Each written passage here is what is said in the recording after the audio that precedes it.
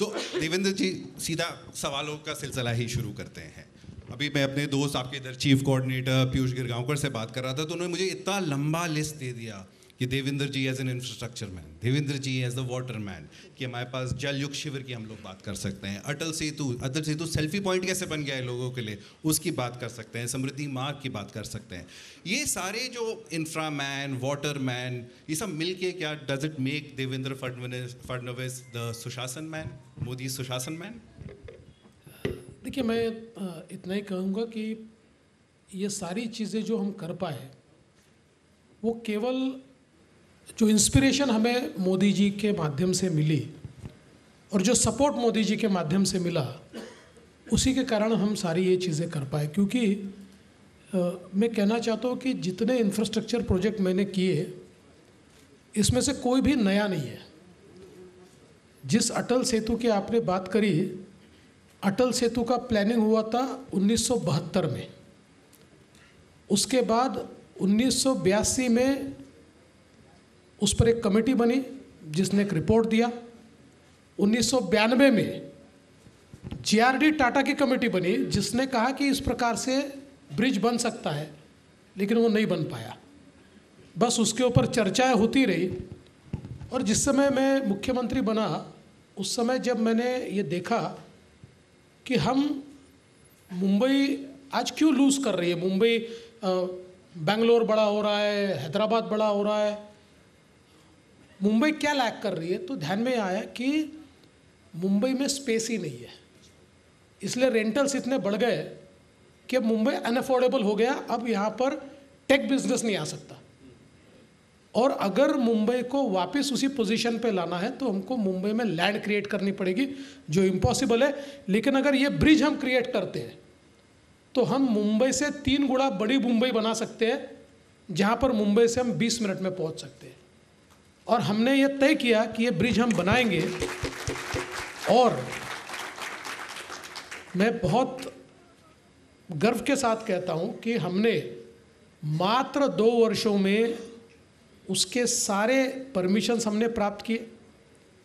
और thanks to Modi government कि ये सारे परमिशंस इतने डिफ़िकल्ट थे। वहाँ पर मैंग्रोव्स थे, वहाँ पर बर्ड सेंचुरी थी, लेकिन हम लोगों ने सारी चीज़ों के मिटिगेशन मेजर्स तैयार किए। और हमने कहा कि हम पर्यावरण के साथ काम करना चाहते हैं। और ये सारा करते हुए हम लोगों ने मात्र 2-2.5 साल में उसका काम शुरू किया। और अगर कोविड का साल छोड़ दे 2 साल, तो 5 सालों में देश का सबसे बड़ा 22 किलोमीटर्स का सी ब्रिज हमने शुरू किया। मोदी जी के हाथों से शुरू हुआ। मोदी जी ने ही उसका भूमि पूजन किया था और मोदी जी ने ही उसका उद्घाटन किया।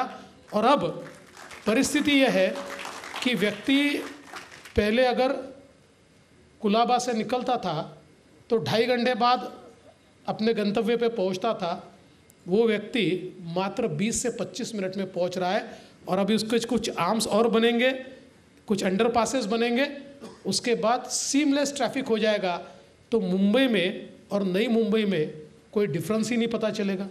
और साथ ही में जो वहाँ पर एयरपोर्ट हमने प्लान किया, मैं ये भी बताना चाहता हूँ कि ये एयरपोर्ट भी 1990 में कंसीव हुआ था, लेकिन काम नहीं हो पाया।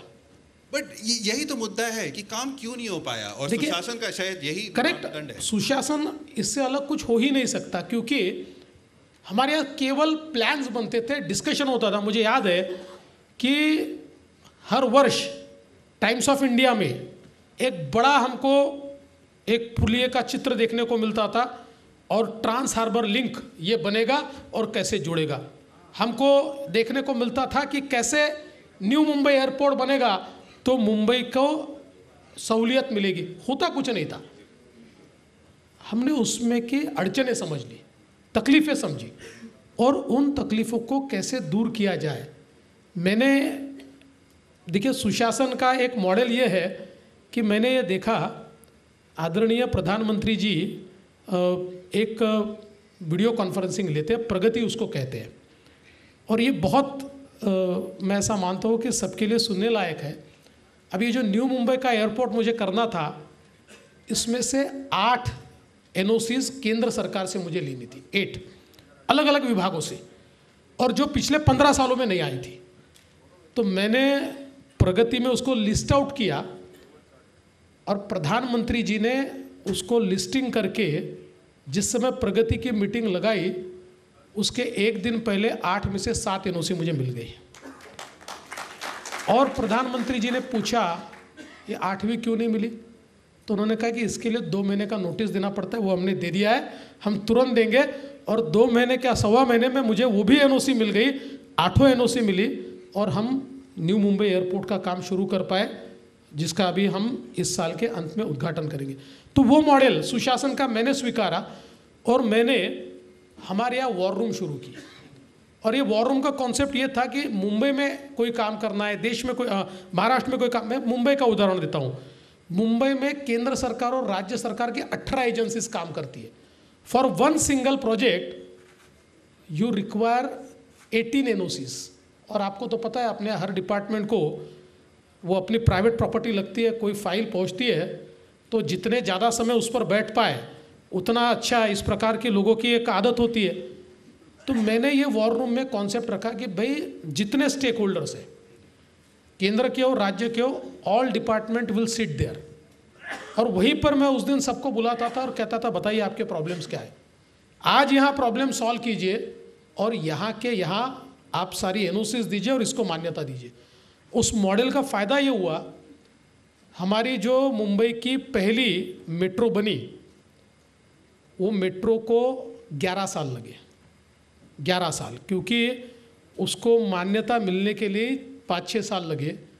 और हमने 375 किलोमीटर के मेट्रो नेटवर्क को 3 महीने, 6 महीने, 9 महीनों में मान्यता देके उसका टेंडर करके उसका काम भी शुरू कर दिया। तो ये जो एक हम लोगों ने एक गुड गवर्नेंस का मॉडल लाया कि जिसमें वॉर रूम का कॉन्सेप्ट लाया और सारे स्टेक होल्डर को साथ में लाना शुरू किया, तो मुझे लगता है कि वो हमारा सबसे बड़ा गेम चेंजर रहा कि जिसके कारण हम लोग बहुत गति के साथ काम कर पाए। तो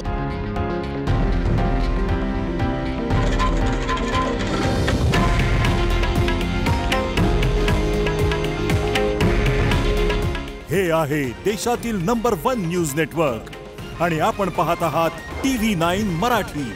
काळजी तुमची, हित महाराष्ट्राचं।